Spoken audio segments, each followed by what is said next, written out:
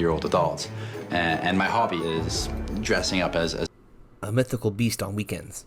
I wanted to be able to actually like wear, you know, from head to toe, look exactly like I do sort of in my head. Courtney is a furry, one of a growing number of people who believe that they are part human, part animal. He feels the need to get in touch with his inner titan, called Cerberus. Putting on the full fursuit Cerberus is it's unbelievable. When I'm Courtney, I'm shy, I'm nervous. I don't like having a lot of attention on me. Courtney's the stressed out grad student trying to work on a PhD. I prefer being Cerberus. He's mischievous and playful and silly, and when I'm in my persona, I don't mind people looking at me. I'm okay with being the center of attention. I don't feel so embarrassed to have everyone's eyes on me. If I got a pair of ears and a tail on, or if I'm wearing my collar, or if I'm in the mindset of Cerberus, I'll run out to a group of people and be really enthusiastic. I engage with people a lot more. While Courtney feels comfortable in fur, most people would find this behavior bizarre. Furries can be considered greatly taboo because we look at people dressing up in furry costumes as being child's play, and it's something that should have been left in the past and not brought into adulthood. It's considered strange for grown men and women to dress up as furry animals because most adults just can't relate to people who want to do that. Strange as it may seem, Courtney feels more like himself when he's Cerberus. Yet he's far from alone. He's just one of up to 1 million people worldwide who belong to the furry fandom. You think you're furry, you feel like you're furry, you're a furry. Like any other subculture, we come together because we have this common interest. Eric belongs to Courtney's local fandom. His fursona is a hybrid fox, dragon, and plant called alkane.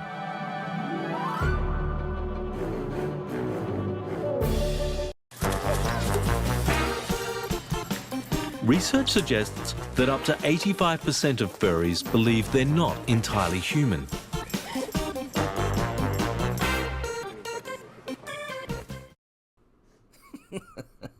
How's it going, guys? This is Darth Shigong, gaming on the dark side, GOTDS, and we got this with the furries and all, man, dude, coming at you with another video for Dawn of Titans. This video is going to be covering the event for Hades' hound, Cerberus. Or if you prefer, you can call him by his alter ego, Courtney. Let's look at this event.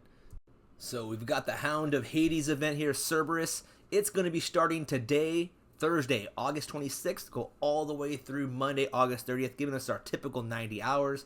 According to the lore here, Cerberus, the beast that guards the gates of the underworld, hungers for blood as he stands in the path of those that threaten his domain. He makes his return to the Shattered Kingdoms with a brand new synergy relic, Cycladic Idol, as well as the golden 5-star relic for Seti's axes. Alright, let's check this out. So before we jump into checking out Cerberus, let's look at his old original skills here. Now you can see he was pretty plain for the most part. He had Cerberus Wrath, Heads of Cerberus here. It's all about those Omega archers, right? And you can see there's 2 spearmen buffs here. Now those were random, right? The first one could be health, armor, it could be attack, a bunch of stuff right there. And then the second one was either health or armor on the Aura X, right? And you can see his Fortify was all about giving his base human troop damage, and on Omega Archer summon, you had an 80% chance to summon an Omega Spearman. So that's the old prestige and old skills. Let's see what they've done with the revamp of Cerberus, and is he still an attacker? Let's find out.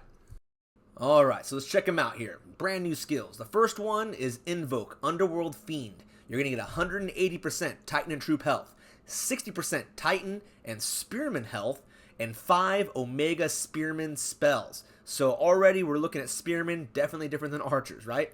Now the next skill is called Gatekeeper. You're going to get 44% Troop critical, 300% Titan and Troop armor, 2 times on defense. So yeah, this guy's a defender, supposedly, right? 30% Titan and Troop melee resist, 2 times on defense. Okay, so that's 60% if we have him on defense. And next is Invoke Hellhound. 250% Titan and Troop armor piercing, 300% Titan and Troop health, and on allied death, you'll summon an Omega Spearman, a max of 5 of those. So that's a total of 10 Omega Spearmen on the field at a given, well, here. So, let's see, Fangs of Doom is the 4th skill, 44% Titan critical, 360% Titan Troop physical damage, 2 times on defense. Alright, so 720% extra damage if it's on defense, and 30% Titan and Troop ranged resist times 2 times on defense, so that's 60%. So yeah, you can max out your ranged and melee pretty easy on this guy. Now let's see here. Invoke for the 5th skill, Unleashed. 40% Titan and Troop all elemental resist, 300% shield spell absorption, and on Omega Spearman summon, 50% Titan and Troop armor, a max of 10, so that's a max of 500% more armor if you get all your Omega Spearmen summoned up. Now, I mean, him being a defender, I guess, kind of makes sense since technically Cerberus is supposed to be the guardian of the underworld. So yeah, he's protecting. However, I liked the Omega archers. I liked an attacker. It's kind of strange that, well, I should say strange. It breaks a pattern, right? Typically we have a defender and then an attacker, a defender and then an attacker. We have 2 defenders in a row here.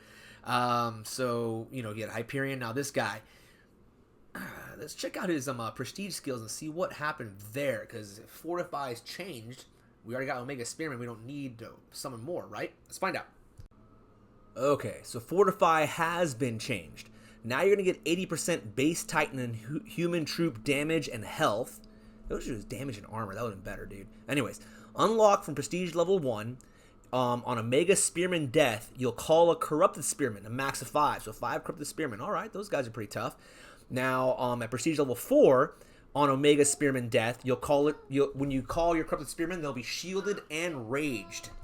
At Prestige level 7, on Omega Spearman death, 100% Titan and Troop physical damage and armor piercing. Why armor piercing? Why not armor? What is up with this? Is this guy a defender or an attacker? I guess you're trying to go for troop loss, maybe? But, I mean, we need more armor in this build to go against the crazy armor piercing some of these Titans are capable of bringing. Let's see here. At Prestige level 10, on those Corrupted Spearmen, you'll shield and rage allies within its aura, a max of 5 times. So I'm assuming that's probably the aura of the Corrupted Spearmen. So when they drop, I guess they must drop where your troops are, because that would suck if they drop in on the enemy and your troops are nowhere near them, because it's not going to shield or rage anybody other than themselves, but they already get that when they come down from Prestige level 4. So I am interested to see how that skill works.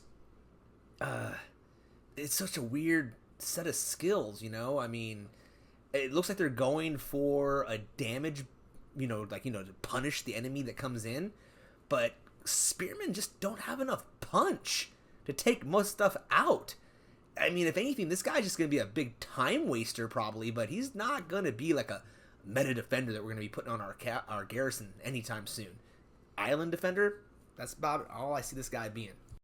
On another note, before I move on, let's talk about how this updated prestige skill totally screws over anyone who has an old Cerberus they might have prestiged, or don't really feel like going for this Cerberus and they just want to keep their old one.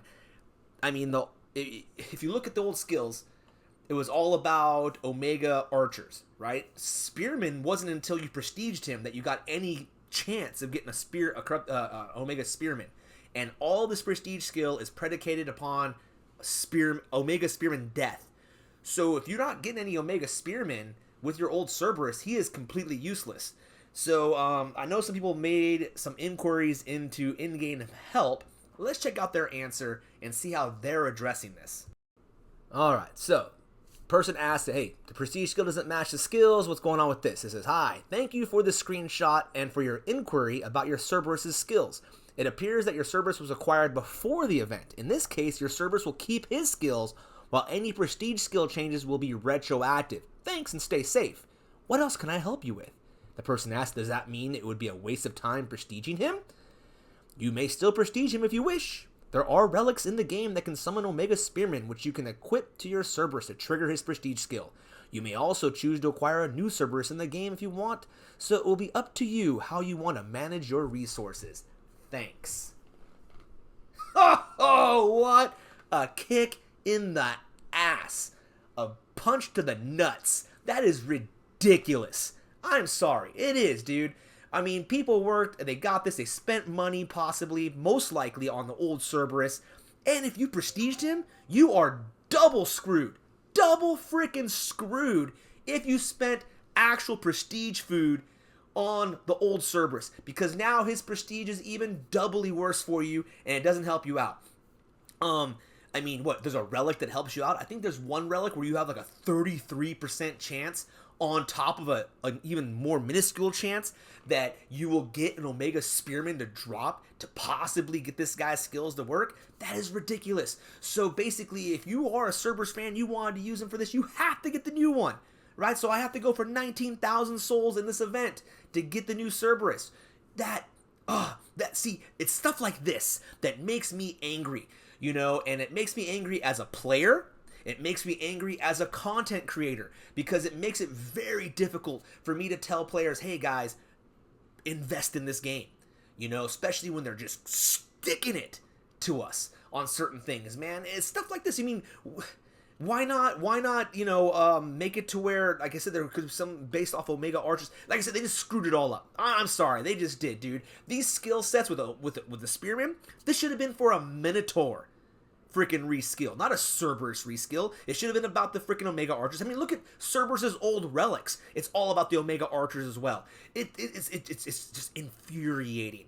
Sorry, I gotta get that rant out. Let's move on. All right, I had to back away for a second to cool off, but I'm back. I'm back here. All right, so let's take a look at the milestone rewards. This is a 30,000 soul event for Finish Plus. You can see quite a bit of stuff in here, man. You got Pigsy, you got Sekhmet with her relics, including that second scepter. That was one of her signature relics that came out recently. You got Cerberus, obviously, his new relic.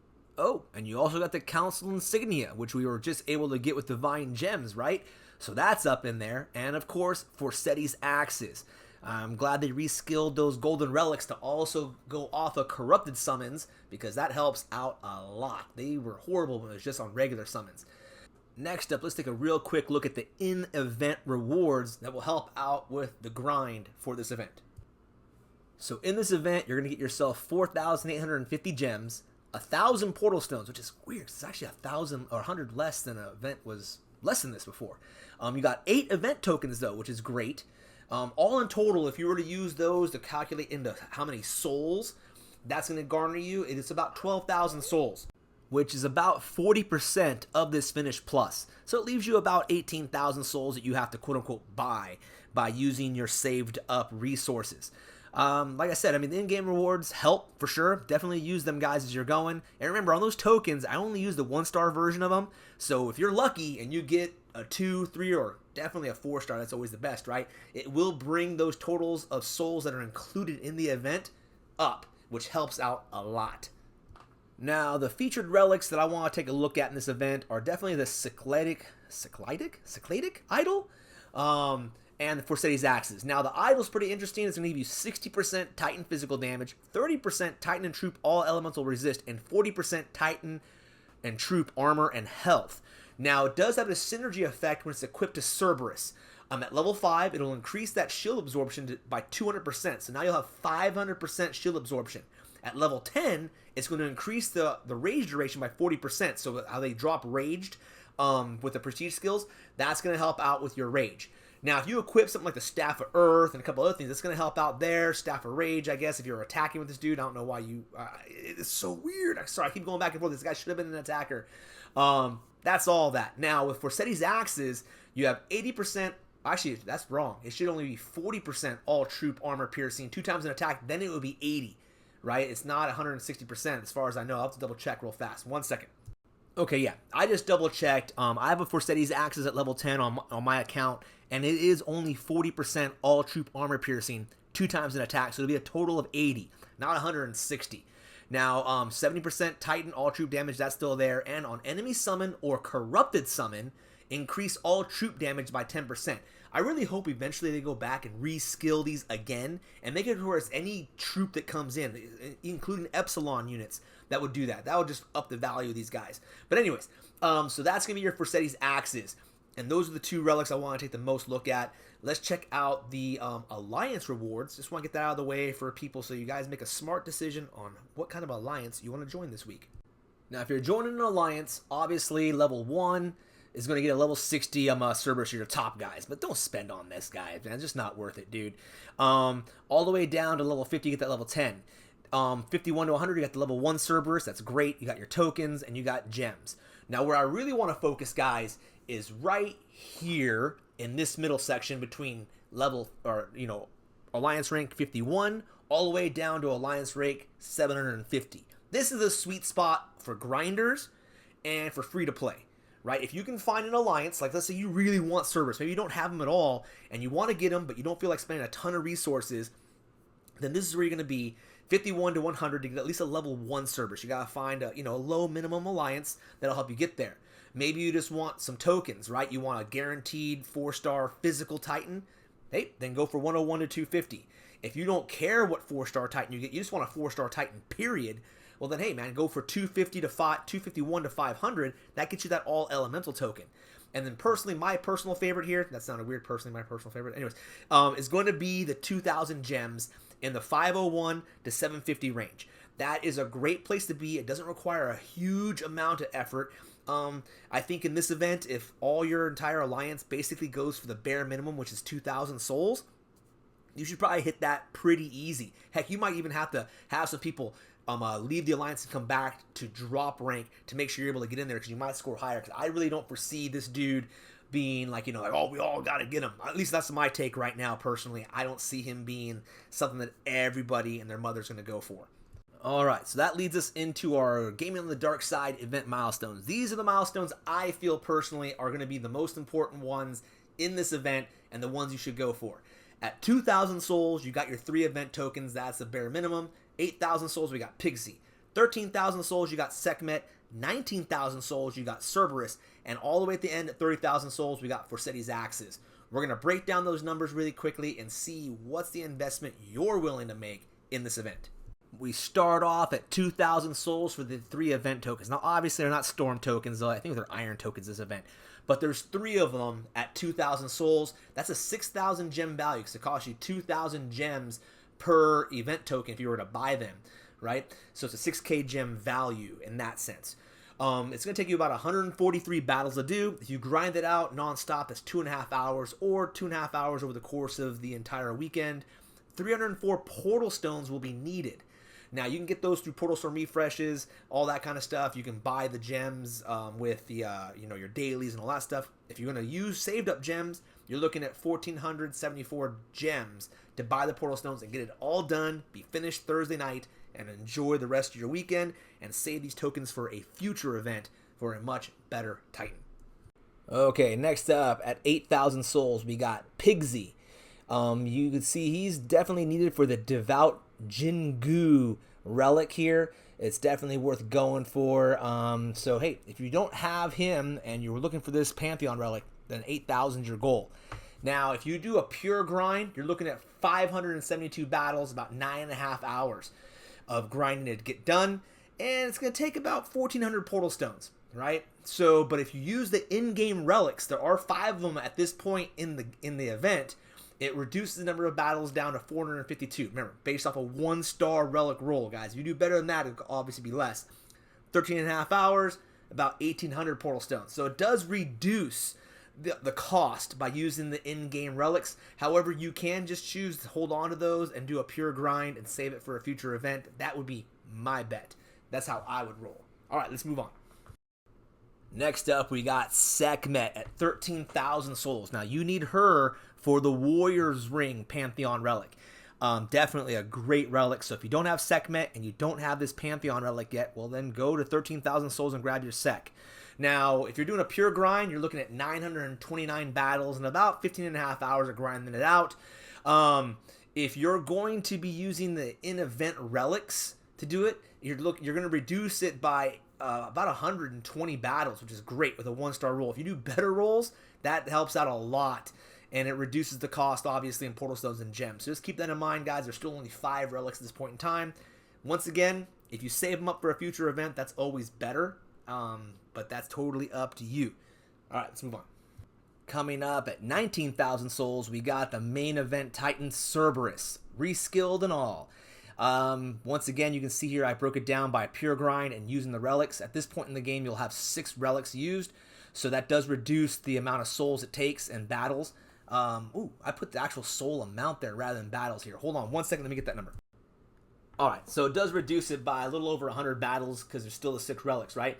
So if you do a pure grind, you're looking at about 1,358 battles. With the relics, you're looking at about 1,200 if you only get 1-star rolls. 23 hours versus 20 hours of grinding. Portal stones, difference is about 300 some odd, 400 some odd portal stones. Actually 400 portal stones difference. So it's significant. It does save you some gems if you're going to use your relics to get yourself a Cerberus if you really want him. Personally, if this is what you're going for, then just try to find yourself a top 100 team and go that way. Don't spend so much in this event for this Titan. That's my personal opinion. Now, if you don't have a Cerberus, here's another reason why you probably want to grab him. He is needed to get the Trojan Horse relic in the Pantheon. This relic is going to give you 50% Titan Troop all elemental damage, 90% all Omega elemental damage, and 80% all Omega health and armor piercing. It gives you a really cool synergy when it comes to equipping it on these Titans here. Pretty much all the Greek Titans. So it's really a great relic. So if you don't have Cerberus, you're going to have to get him. And this is one of the reasons why. So just keep that in mind. All right, let's move on. Oops. Wait, real quick before we move on. Look at that level 10 relic. On Omega Death, you have a 50% chance to add an Omega spell of the Titan element, max of 5. So this is one of those possible chances, right? If your Omega Spearmen die with your old Cerberus, you might possibly have a 50% chance of possibly getting one of the Omega Spearman spells, which will help you trigger the new prestige skills. See what I'm saying, though? It's a 50% chance, and then you have, what, Omega Archers, Omega Militia, and Omega Spearmen, so it's a 33.3% chance of getting possibly, after that, an Omega Spearman. It's insane, dude. So that's why I was saying I'm so pissed off about them trying to say, oh, hey, you know, look, there's relics in the game that can help you get Omega Spearmen, so you're able to, use those skills. Dude, it's ridiculous, right? Not only is this not a relic you can just go out and get, it's not available in an event. You have to have certain Titans in the collection to get him, to get this relic. Then once you have it, you only have a 50% chance to get an Omega spell, and out of those Omega spells, you have a 33% chance of getting the one you need. That is why I don't like that answer, and it's not cool, and it just, these retroactive prestige changes when they totally change the entire Titan is ridiculous. Just straight up ridiculous. Okay, sorry, ranting again. Let's get on to the very last milestone. The last milestone is going to be at 30,000 souls. It's for Forseti's Axes, the 5-star golden relic. Now, if you don't have a Forseti's Axes, it makes it more worth it to go all the way through for this golden relic. It's great on your berserkers. It has a lot of utility. Now, if you do a pure grind, you're looking at 2,143 battles, 36 hours of grinding if you have a 60-second turnaround time, right? And about 5,400 portal stones. Not exactly cheap, 27,000 gems. That's a lot of gems to save up. If you use the in-game relics, there are 8 available all for the entire event. With a 1-star roll, it's going to bring you down to about 1,951 battles. So it does help a bit. It shaves off, 3.5 hours off of your grind time. And it saves you, about 600 portal stones. So, that does help. But is it really, that much? Nah. Hopefully you get way better rolls. Personally, my rolls suck. That's why I always have that 1-star up there, because I pretty much get all 1-star rolls. That's why whenever I see a 2 or a 3 or a freaking 4-star, I'm beyond stoked, because it just does not happen that often for me. Maybe your guys' luck is phenomenally better. If it is, well then, hey, more power to you. All right, so that leaves us moving on now, after we covered all the milestones, to, hey, is the grind worth it? And my final thoughts on this event. Based off what I've heard and seen about Cerberus so far, I don't see it being worth it, because now he's a defender. He's not an attacker. If he was an attacker, I'd say, hey, why not? It's always good to have some good attackers, especially if you're a newer player. Physical Titans are great because those are the troops you guys start off with, and any Titan that can buff those makes it easier for you guys to level up your castle, your lands, all that kind of stuff. But he's a defender, And defense in this game is horrendously not powerful enough in a lot of ways. And this guy definitely is not going to be your meta defender, at least from what I've seen. Unless they do something different or someone finds a way to make him better, I just see him being a time waster and possibly, at best, a land defender. And I'm just not really into that version of playing the game, personally, defending lands. It's kind of a waste of time for me. But, so I don't see it being worth it to me. I already have Cerberus, I already have the Pantheon Relic, and I already have Forseti's Axis. So for me, personally, no.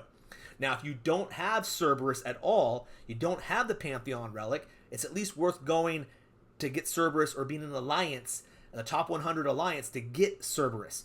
If you don't have Forseti's Axes, this is going to be one of those judgment calls. You know, do you want to invest your resources to get this particular 5-star relic? Do you utilize your Berserker Titans to attack a lot? If you really like Berserker play, then Forseti's Axis isn't bad. I think it's, you know, a good idea to have 5-star relics, one of each if possible, because you never know what's going to be the best 5-star for a given Titan at a given time as they come out. Relics last a whole lot longer than Titans do, guys. So that's how you want to look at this investment. Not so much for Cerberus, but more for Forseti's Axes. And yeah, those are my final thoughts on this, guys. Personally, like I said, this is a skippable event, hardcore for me. I don't see anything in this worth that level of grinding and investment spend, especially now that Epsilon, I don't know if it's ending and we're moving on to something else. So basically you want to start saving your stuff up for that. But if you were saving up for a meta Titan, this is not it. Save your resources. Let's see what's coming up in the next event, that 13th Labor. Some of us think it's going to be a Hercules reskill. Maybe, maybe not. That'd be awesome. Get a 4-star Hercules. And I would see that guy being the physical attacker that you're looking for. And hopefully have Corrupted Militia. That would be sick. Or a cool new Epsilon unit. I guess we'll find out. Anyways, that's the video for this weekend's event for Cerberus. I hope you guys enjoyed the content. If you did, please hit that like button below. It just takes a split second. And make sure you're subscribed. If you are subscribed, make sure you're still subscribed, because YouTube is acting wonky and taking people's subscriptions off without them asking. So make sure you're still subscribed to the channel. Thank you guys so much. Leave a comment below. I love talking to you guys. It does help out a lot with the YouTube algorithm, and it keeps me busy because I love talking. I love talking to you guys. As you guys can tell, these videos are so long. All right. Well, this is Darth Shigong, and as always, I hope to catch all of you gaming on the dark side.